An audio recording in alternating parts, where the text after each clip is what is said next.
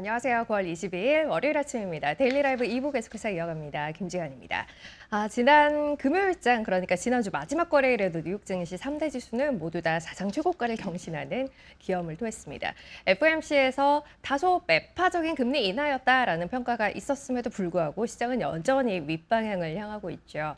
미국 증시뿐 아니라 일본, 홍콩, 또 우리나라 시장까지 모두 다 최고가를 경신하고 있는 흐름입니다. 이 안에서 우리는 어떤 이슈들을 봐야 할지 이야기 나눠보도록 할게요. 김석환 수석연구위원 모셨습니다. 안녕하세요. 안녕하십니까? 네, 안녕하세요. 일단 미국도 네. 다시 또 최고가를 경신하면서 마감을 그러니까요. 했고, 미국도 미국입니다만 좀 전에도 이야기를 드렸듯이 굉장히 많은 국가들에서 주요 지수들이 맞습니다. 사상 최고가를 경신하고 있는 국면이에요. 그중에 이제 저희가 특히 주목하고 있는 건 우리나라장이 굉장히 우리나라죠. 좋다라는 건데 자료를 좀 볼까요? 일단 요즘에 이제 캐대언이 되게 유명하잖아요. K-팝 데모몬스터? 네, 맞습니다. 그러니까 저희도 엄청 많이 봤거든요. 네. 엄청 많이 봤는데 요즘에 이제 마트나 이런 데 가면 또 굿즈가 엄청 많이 팔리고. 과자, 라면, 네. 네, 그렇더라고요. 그리고 특히 그 노래가 정말 히트입니다. 네, 그 골든. 네. 그래서 소다팝. 그걸 우리나라 증시에도 한번 붙여보면 네. 적당하지 않을까. 그러니까 어떻게 보면 이제 글로벌 주요국 증시의 전체적인 흐름상에서 올해 네, 전체적인 네. 흐름상에서 보면 우리나라 증시가 거의 독보적으로 아웃퍼폼을 좀 하고 있다라고 이제 볼 수가 있겠는데요. 준비한 그림을 통해서 한번 살펴보시면 네. 올해 이제 연간 전체적으로 연초 이후에 현재 글로벌 주요국의 증시의 움직임이 어떻게 되는지를 이제 준비한 그래프이거든요. 네. 지금 보면 알겠지만 우리나라 증시가 이제 가장 높은 모습을 보이고 있죠. 진한 주황색이거든요. 네, 제일 위에 보면 있네요. 연초 이후에 거의 40% 이상 상승을 하고 있는 모습을 보이고 있고, 특히 이제 글로벌 주요국 증시가 전반적으로 다 떨어졌던 저 시점이 이제 4월 2일 네. 미국 트럼프 대통령이 상호 관세를 발표한 날이었다라고 볼 수가 있겠고요.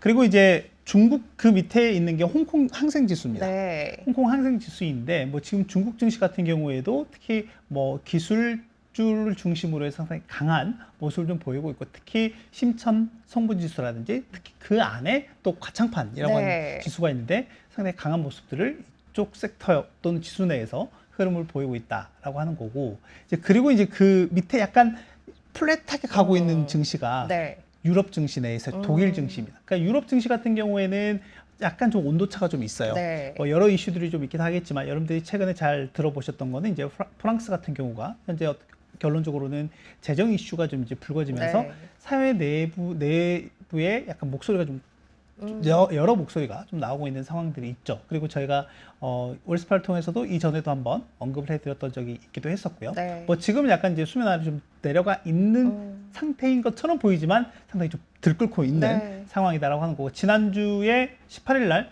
전국 이제 전체적으로 이제 파업이 있었는데 이 파업에 참여한 노동자 수가 50만 명에 육박했다라고 네. 하는 것도 있으니까 이건 좀 잠재적인 네. 이슈다라고 보면 될 것 같고, 그리고 이제 그 밑에 보면 미국과 일본 증시들이 있습니다. 일본 증시 같은 경우에는 이제 지난주에 금요일에 BOJ 통화정책회의가 금융정책회의가 있었고요. 물론 이제 금리는 동결하긴 했지만 일본 중앙은행이 보유하고 있는 ETF와 그리고 국채를 점진적으로 계속 줄여 나가겠다라고 하는 긴축에 대한 이제 의지를 좀 네. 밝히면서 장중에 좀 큰 폭으로 움직이는 좀 모습이 있기도 했었거든요. 그래서 그럼에도 불구하고 이제 계속해서 저가 매수가 좀 유입이 되면서 끈끈한 모습을 좀 보였다라고 하는 것. 그리고 이제 미국 증시 같은 경우는 연초 이후에 전체적인 등락의 모습을 보면 지금 한 11, 2% 정도 상승해 놓고 있는 모습을 보이고 있지만 네. S&P 500보다는 오히려 이제 나스닥에 좀 더 성과가 우수한 모습을 좀 보이고 있다라고 하는 거는 방금 말씀드린 대로 우리나라 같은 경우도 마찬가지도 하지만 기술주의 강세가 전체적인 상승을 견인하고 있는 흐름이 네. 나타나고 있다라고 볼 수가 있겠습니다. 중국, 홍콩도 그렇고 우리나라도 그렇고 미국도 역시 마찬가지고 그쵸. 기술주 위주로 시장이 바람을 좀 타고 있다라고 봐야 할 것 같고, 다만 일부 유럽 국가들 같은 경우는 정치, 사회적인 불안정성 관련한 이슈들이 살아있는 상황이기 때문에 조금은 다른 모습을 보여주고 있다라고 봐야 할 것 같아요. 유럽 일부 국가들 제외하고 나면 일단 저희 지금 살펴본 그림 안에서는 대부분 주요 지역들의 증시가 긍정적인 흐름을 맞습니다. 보여주고 있는데, 좀 전에도 이야기를 했습니다만 역시 가장 긍정적인 흐름을 보여주고 있는 건 반갑게도 우리나라죠. 우리나라 네. 시장이에요. 어떤 변화가 시장의 흐름을 이렇게 이끌고 있는 걸까요? 말이 뭡니까? 그 두 가지죠. 네. 하나는 이제 외국인이 있을 거고요. 그 외국인이 담고 있는 반도체가 있겠죠. 네. 뭐 일단 우리나라 같은 경우를 보면 최근 한 4개월의 동향을 한번 리뷰를 복기를 해볼 필요가 네. 있을 것 같습니다.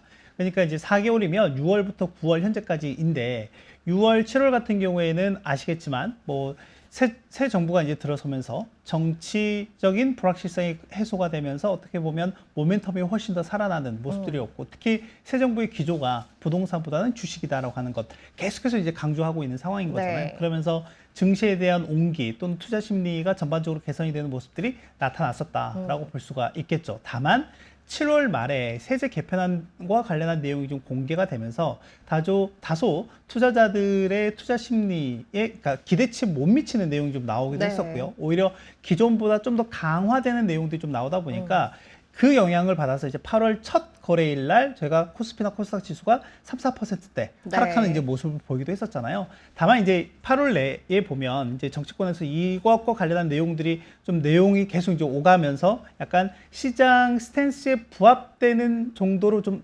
맞춰졌죠. 8월 정도에. 그렇죠. 그리고 이제 9월 달에 그런 내용들이 좀 나오면서 다시금 좀 투자 심리가 회복이 되는 모습이었다. 그러니까 6, 7월 상승 그리고 8월 같은 경우가 하락을 했었고 요 하락한 기간 동안 보면 글로벌 주요국 중에서 우리나라가 거의 하위권의 맞아요. 수익률을 이제 기록을 네. 하기도 했었죠. 다만 지금 9월 이제 상반월 정도 이제 2주 정도가 지나면서 반기가 지났는데 보면 지난 2주 동안의 퍼포먼스만 놓고 보면 글로벌 주요국 중에서 탑입니다.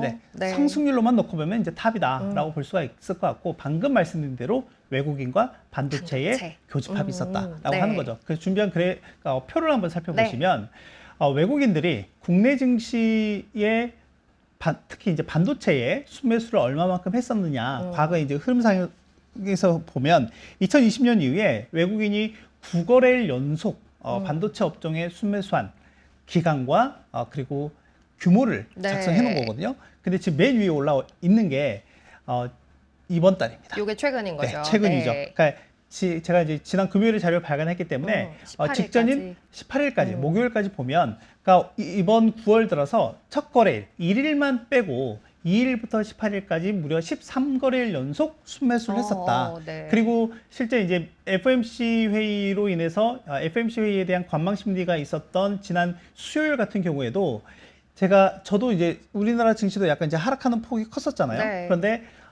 이게 외국인이 반도체 업종에 대해서 순매도를 했을까라고 생각을 했더니 실제 집계를 해보니까 아니에요. 한 20억 정도 플러스였더라고요. 아, 그래요? 반도체적으로는 20억 정도 플러스였다. 그래서 거래일 수가 13거래일로 이제 늘어났고 그날도 근데 규모를 샀다. 한번 보시죠. 네네. 6조 4천억입니다.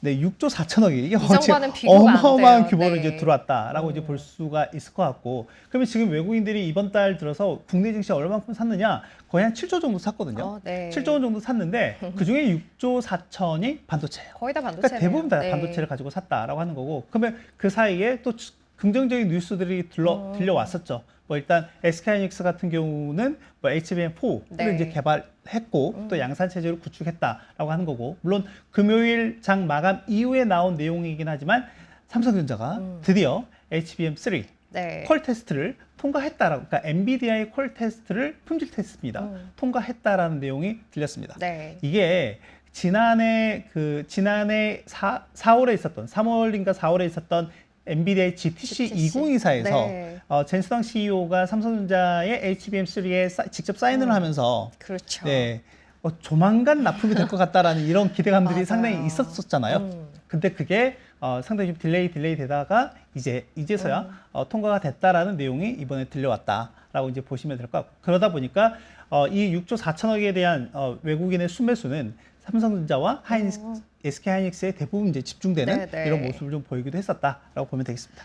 그러니까 시총 앞단에 있는 반도체 투탑이 전반적인 수급을 이끌었고 해서 이들의 주가가 많이 오르며 시장 전체를 견인했다라고 그렇죠. 봐야 할 것 같아요. 이 반도체 투톱에 대해서 조금 더 이야기를 해보면 요 둘 사이에도 최근에는 약간의 힘에 있어서의 변화가 좀 생겼어요. 변화가 많이 생겼죠. 네. 네, 변화가 많이 생겼고 아시는 것처럼 그거는 이제 AI 모먼트가 어떻게 회사의 밸류에 작용을 했느냐로 이제 나타낼 수가 네. 있을 것 같습니다. 뭐 아시겠지만 지금 하이닉스 같은 경우에는 이번 달 들어서 신고가를 몇 번을 경신하고 있는지 그러게요. 몰라요. 그리고 뭐 이제 신고가를 만들어내면서 이번 달 들어서만 전체적으로 주가 상승률이 30%를 넘어가고 있는 상황이고 네. 또 하나는 삼성전자 같은 경우에도 얼마 만에 보는 8만 맞아요. 전자라고 하는 거죠. 이제 이런 상황에서 보면 결론적으로는 빅2가 시가총액 상승을 견인을 하고 있다라고 하는 거고 그러면 우리나라 전체 시가총액에서 이 빅2가 차지하고 있는 비중은 역대 네 번째로 높은 수준입니다. 약 네. 27% 정도이고 가장 높았을 때가 34%대까지 이제 가기도 했었거든요. 이제 근데 이제 올해 같은 경우에는 뭐 반도체뿐만이 아니라 지금 다른 섹터 내에서도 물론 전반적으로 다 올라오는 건 아니고 핫한 섹터들이 몇 개가 있죠. 네. 뭐 시장 내에서는 뭐 조선이든 방산이든 원전이든 뭐 이렇게 또 테마 명칭을 또 명칭을 명명을 해서 또 만들어내고 있기 때문에 이런 쪽도 올해 상당히 강한 모습을 좀 보이고 있다라고 하는 거죠. 이제 반면에 이제 방금 말씀 주신 대로 하이닉스가 차지하고 있는 위상이라든지 또 이 비중이 상당히 좀 크게 네, 변하는 네. 이제 모습을 좀 보이는데 우리나라 전체에서 내에서 말고 이 빅2만 놓고 이제 비교를 해보자라고 하는 거죠. 삼성전자와 하이닉스 상장 이후부터 네. 전체 기간을 한번 좀 살펴보면 위에 있는 게 이제 삼성전자의 비중이고 빅2 내에서 그러니까 초반에는 거의 뭐 절대 다수였다. 그러니까 9대 1이었죠. 월등했어요. 네. 그러니까 9대 1의 비중의 변화. 그러니까 1이 SK 하이닉스였죠. 옛날에 이제 물론 현대 반도체였고 네. 하기도 했지만 근데 이게 쭉 시간이 지나오면서 계속 이 갭이 줄어들고 있습니다. 많이 좁아졌네요. 갭이 줄어들고 네. 있는데 이 갭이 본격적으로 줄어드는 시점이 2023년부터입니다. 네. 2023년부터 그러니까 2020년 말에 오픈AI의 챗GPT가 나오고 2023년부터 상반기부터 엔비디아가 이 AI향 고성능 칩에 대한 수요가 폭발적으로 증가한다. 이런 내용이 이제 나오기 시작하면서부터 보면 하이닉스에 대한 비중이 쭉 이제 늘어나는 모습 좀 보이고 있죠. 보시다시피 지금은 원래 이제 과거 한 10년, 20년 이제 평균이 10%대였어요. 네.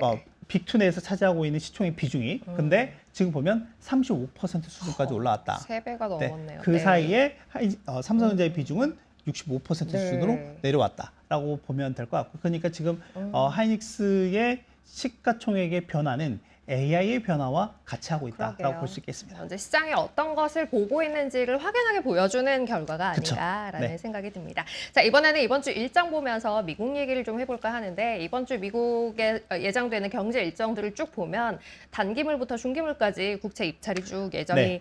돼 있더라고요. 최근에 이제 금값이 떨어지지 않거나 혹은 계속 오르는 것에 대해서 미국의 달러 혹은 국채에 대한 신뢰가 떨어졌음을 반영하는 것이다라는 해석들을 또 하기도 하는데 그럼에도 불구하고 이 국채에 대한 공급 그러니까 발행은 계속해서 이루어지고 있는 상황이라고 해요. 최근에 또 많이 늘었다고요. 많이 늘었습니다. 뭐 왜냐하면 지난 그 7월에 통과한 OBBA, 즉 일명 이제 오빠 네. 법안으로 보면 뭐 결론적으로는 현재 재정 지출은 더 늘리겠다라고 하는 거고, 다만 이제 더 걷어들이는 것 같은 경우에는 덜 걷어들이겠다라고 그렇죠. 하는 게 이제 골자이기 때문에 앞으로 뭐 이제 물론 이제 트럼프 행정부의 임기는 4년이긴 하지만 이제 보통 이제 저희가 미국의 재정 추계를 볼 때 계산을 할 때 10년 단위로 이제 보거든요. 네. 10년 단위로 이제 보면 이 사이에 대략 한 2조 5천억에서 3조 달러의 재정 적자가 더 증가할 것이다라고 이제 보고 있는 거고요. 특히 이번 회계연도, 그러니까 이번 회계연도라고 하면 미국 기준으로 작년 10월부터 올해 이번 9월 말까지거든요. 9월 말까지 보면 처음으로 재정 적자가 2조 달러를 넘어갈 걸로 예상이 됩니다. 네. 2조 달러를 넘어갈 걸로 이제 예상이 좀 되고 있는 상황이기 때문에 그렇다라고 하면 일단 계속해서 이 부족분에 대한 재정을 계속 국채 발행을 통해서 메꿀 수밖에 메워야 없다. 돼. 그래서 네. 지난 7월 말에 재무부가 발표한 3분기, 4분기 국채 발행과 관련한 계획을 한번 보더라도 대략 규모가 3분기에 1조 70억 달러 네. 정도였고요. 그리고 4분기에 5,900억 달러. 그러니까 올 하반기에만 1조 6천억 달러가 넘는 국채를 발행할 걸로 예상을 좀 하고 있죠. 그래서 준비한 그림을 통해서 한번 보시면 각 회계연도별로 단기물, 중기물, 장기물 발행 누적 규모입니다. 지금 보면 그동안 이제 트럼프 행정부가 출범한 이후에 2월부터 6월까지는 부채 한도가 이제 협상되기 전 2월부터 6월까지는 부채가 늘어나진 않았어요. 네. 거의 이제 컨트롤되는 관리되는 수준이었다라고 보면 이제 7월부터 조금씩 늘기 시작하더니 8월에는 대폭 그러네요. 증가하는 모습을 좀 보였다라고 하는 거죠. 8월에 늘어난 규모만 5,800억 달러입니다. 그리고 이제 남은 이제 이번 9월 달만 놓고 보더라도 아마 발행되는 예상 규모까지 예상을 해보면 아마 역대 최고 수준인 거의 한 2조 달러까지도 육박할 수도 있다라고 하는 거죠. 이런 수준에서 보면 미국 국채 공급이 늘어남에 따라 국채 수요를 받을 수 있는 이 수요처는 그렇게 크지 않는 상황이기 때문에 계속해서 지난주에도 그렇고요. 그러니까 지난주에 FMC가 연준이 금리를 25bp 인하 했음에도 불구하고 장기물 금리 같은 경우가 다시금 상승하는 네. 이런 모습을 좀 보이고 있었거든요. 그리고 실제 지난해 2024년 9월에 연준이 50bp의 빅컷을 단행했음에도 불구하고 인하 이후에 바로 10년물 국채 금리가 거의 연말까지 100bp 상승하게 네, 네. 된 이유도 이러한 재정 구조적인 이슈 때문에 그렇다라고 보면 될 것 같고요. 그렇기 때문에 시장에서 좀 이 점을 또 주목하고 있는 포인트 중에 하나다라고 볼 수 있겠습니다. 또 한 가지 신경 써서 봐야 할 게 주택 시장이다라는 이야기를 네. 자료에 담으셨던데 네. 이번 주 미국에서 주택 관련 지표들이 꽤 많이 나와요. 주택 시장의 어떤 부분을 염두에 두고 계세요? 뭐 일단 이제 최근에 주택 시장의 지표들이 썩 그렇게 좋지는 않습니다. 뭐 여러 갈래에서 이제 좋지 않고 수요단에서 좋지도 않고 또 공급단에서는 공급단 이슈로 인해서 별로 좋지 네. 않은 모습도 좀 보이고 있다라고 하는 건데 가장 이제 중요한 거는 뭐냐면 지금 이제 미국의 주택 시장이 왜 이렇게 이제 부진한 모습을 좀 보이고 있는가라고 보면 결론적으로는 가격에 이제 문제가 있죠. 가격에 문제가 있는데 준비한 그림을 통해서 한번 살펴보시면 지금 아시겠지만 미국의 전체적으로 자산 가격이 대부분 다 모든 자산의 가격이 올라가 있죠. 네. 그중에 대표적인 게 하나가 이제 주택 가격이기도 합니다. 그래서 지금 오른쪽에 있는 게 미국의 중간 주택 가격이거든요. 네. 한번 보시면 베이비 부머 세대들, 그러니까 지금부터 한 30년 전, 40년 전, 이 베이비 부머 세대들과 그리고 현재 세대 간에 한번 비교를 해보시면 베이비 부머 세대들이 집을 구입을 할 때는 대략 한 8만 달러 중반대였다라고 하는 거죠. 네. 근데 지금은 40만 달러가 넘죠. 지금 이 46만 달러의 평균 주택 가격이 한 몇 개월, 수개월 전이에요. 지금은 이제 기존 주택 판매 가격, 중간 판매 가격 기준으로 보면 한 43만 달러로 고점 대비 소폭 이제 둔화한 모습을 네. 좀 보이고 있긴 하지만 그럼에도 불구하고 높다라고 하는 거고 그러면 지금 현재 중위소득 네. 가지고 내가 가지고 있는 소득을 가지고 주택을 사는데 얼마만큼 이 갭이 있느냐 이게 이제 주택 구매력 지수도 네. 있거든요. 보시면 알겠지만 베이비 부모 세대들 같은 경우에는 이게 한 3배 또는 3.5배 정도밖에 그러네요. 되지 않았어요. 그러니까 4배를 넘어가지는 않았다라고 네, 네. 하는 거죠. 그런데 지금 현재 세대들 같은 경우에는 6배가 넘어갑니다. 소득은 여섯 그만큼 배가 늘지 넘어가죠. 않았는데 그쵸. 주택 가격은 너무 많이 오른 거죠. 그러니까 이제 그 점을 이제 고려해 본다라고 네. 하면 방금 말씀드린 대로 미국 주택 시장 내 수요가 부진하게 된 그 가장 큰 허들 중에 하나는 이제 이 가격이라고 하는 부분들이 좀 있다라고 하는 거고 실제 공급단에서도 보면 지난주에 주택 시장의 선행 지표라고 볼 수 있는 건축 허가 건수라든지 또는 착공 건수 이런 것들이 전월 대비 크게 급감하는 모습도 좀 보이고 있고 이런 지표들 상에서 보면 어떻게 보면 미국 내 주택업자들의 심리 지수 같은 경우에도 과거와 비교해 봤을 때 가장 낮은 수준까지 네. 내려와 있는 상황이다라고 하는 거죠. 반면에 이제 최근에 이제 금융시장 같은 경우에는 워낙 또 호황을 또 그렇죠. 방금 말씀드린 우리가 앞서 보셨던 것처럼 미국 S&P 500 지수든 나스닥 지수든 신고가를 또 경신하고 네. 있다 보니까 이게 주택 관련한 기업들의 주가가 상대적으로 좀 언더퍼폼하고 있지만 그럼에도 불구하고 이 주택 시장 심리 지수와 비교해 보면 상당히 또 괴리가 크게 네. 나 있는 상황이다라고 하는 거죠. 마지막으로 좀 신경 써서 봐야 할 만한 이슈라고 한다면 어떤 게 있을까요? 뭐 일단은 이제 이번 주에 또 여러 기업들의 실적 발표가 네. 있을 예정입니다. 뭐 지난주에 좀 유심히 이제 봤던 기업 중에 하나가 페덱스였는데 네. 페덱스 같은 경우에는 최근에 고강도의 비용 구조조정을 하고 있죠. 이제 그 영향이 있어서 어떻게 보면 상대적으로 실적 서프라이즈한 내용이 좀 그렇죠. 나오기도 했었기도 하고요. 이제 이번 주 같은 경우에도 코스트코 같은 네. 업체들도 실적 발표를 할 예정이고 카맥스 이런 기업들도 실적 발표를 할 예정이기도 합니다. 마이크론도 나오죠. 네, 마이크론도 네. 나오죠. 이제 마이크론에 대한 기대치는 어떻게 보면 이제 시장이 좀 높게 또 보고 있는 상황이기도 하니까요.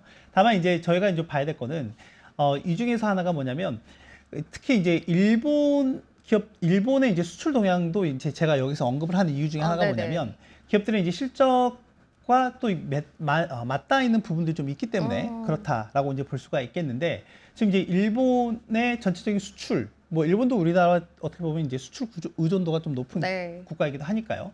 일본의 수출이 전체적으로 좀 감소하고 있는 모습이 최근 좀 나타나고 있다. 특히 북미향 수출이 감소하는 모습이 꽤 크게 나타나고 있다라고 하는 건데 준비한 그래프를 통해서 네. 보면 알겠지만 북미향 수출 같은 경우는 최근 5개월 연속 감소하고 있는 모습을 보이고 있고 그러네요. 특히 자동차나 자동차 부품에 대한 수출 타격이 꽤 큰 모습을 좀 보이고 있다라고 하는 거죠. 이게 대략 최근에 보면 지난달에도 한 30% 급감하는 전년 동기 대비로 보면 자동차 자동차 수출이. 섹터만 네네. 각 급감하는 이제 모습을 좀 보이고 있다라고 하는 거고 이게 어떻게 보면 전후방 기업단의 실적에 이제 크게 좀 영향을 미칠 요소이기도 하다라고 하는 거죠. 이제 이런 점들을 좀 저희가 눈여겨봐야 될 것 같고 물론 이제 일본 같은 경우에는 미국과 관세 협상이 완전하게 타결이 된 흐름을 좀 보이고 있기는 하지만 궁극적으로는 관세 협상이 타결이 됐음에도 불구하고 이 수출이 쉽게 회복되지 못하는 모습을 보이게 된다라고 하면 기업들 실적의 전망에 대한 부분치에서 보면 제가 조금은